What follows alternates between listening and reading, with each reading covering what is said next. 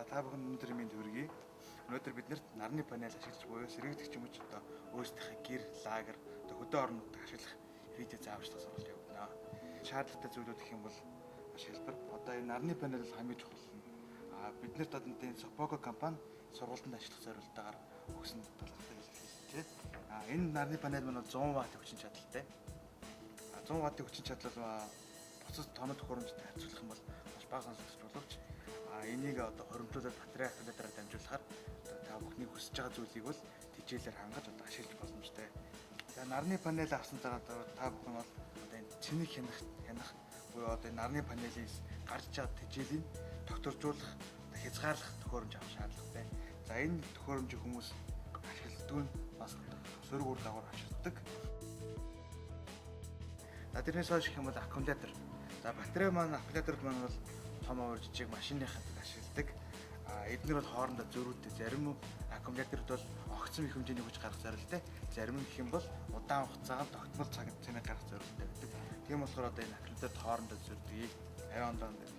Тэгээ хамгийн сүүлд нь бид нэр 220-ын тэжээл гарах зорилготойгоор инвертер байгаа.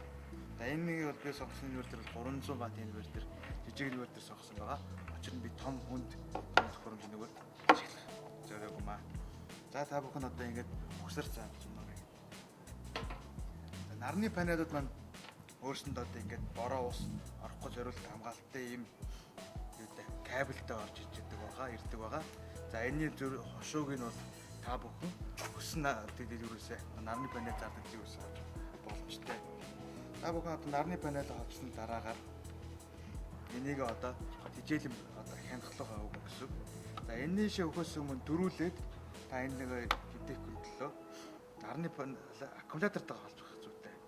Ингэснээр одоо энэ гинт одоо нарны панелээс огцом цэнийг орж ирэхгүй аккумуляторынхаа тогтмол цэник дээр ажиллана гэсэн үг.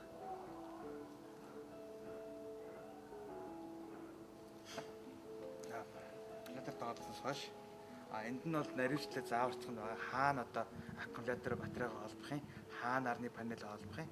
Тэгээ хаана тэжээл авах төхөөрөмж холбох гэсэн байгаа. За ингээд аккумулятор амидрын толснороо та бүхэн тэжээл ирж эхлээд гэрэл нь асч байгаа. За ингээд нэг үрлсэн гэрэлтэй гэдэг чинь бол цэнэгтэй байна гэж байгаа нь тодруулж дээ. Одоо энэ гэрэл асчиж бид нэр одоо ингээд аккумуляторыг цэнэглэж байгаа болно. За энэ холдолтой хийсэн дараагаар одоо нарны панелаа ийшээ холбоно. Нарны панель маань гадаа байх учраас урт кабель хэрэгтэй. Нарны одоо блоко нарны панель холбочхоор одоо ингэ цэнийг өгöd эхэллээ. Та бүхэн одоо ингэ харж байгаа. Аккумуляторын цэнэгтэй нэ энэ ч аккумуляторын хэр цэнэгтэй байгаагаа цэнэглэж байгаа гэдэг үйлдэл одоо харуулж байгаа. Та бүхэн одоо ингээд шууд техник ээлжинд ашиглах боломжтой. Энэ юу гэсэн юм бол эндээс юм аккумулятороос таах юм бол 12 вольт тогтмол гарна. Энэ төхөөрөмж өөрөө бол USB-ний төхөөрөмжтэй байна. За ингэ цэнэглэж байгаа үедээ ийм хасхнастай ингэ. За энэ төхөөрөмж ингэ холбогдсны дараа аккумулятороос та бүхэн одоо инвертер рүү тэжээл авч болно.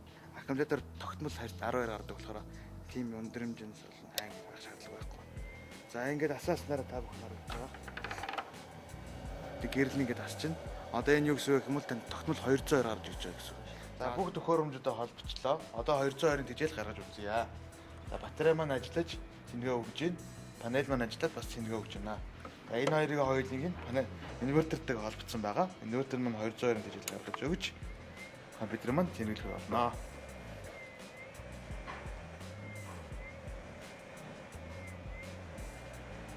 Та бүхэн анхаарал тавьсанд баярлалаа.